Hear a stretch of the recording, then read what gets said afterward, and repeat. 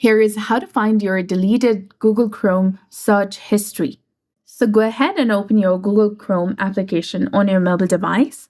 Once you've deleted your search history in your Google Chrome, there is nothing you can access. So however, your Google account might be separately saving your search history, so we can still see what was searched even after deleting it in the Chrome.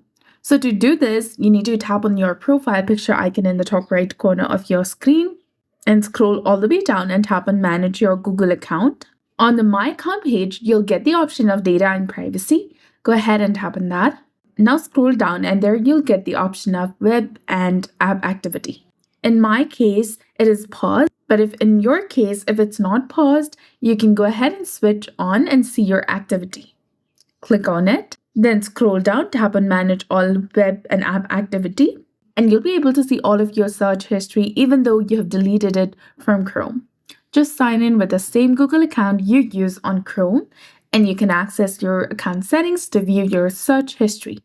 So that's it. I hope you found this video helpful. If you did, please like, share, and subscribe. Thanks for watching. We'll see you again in the next one.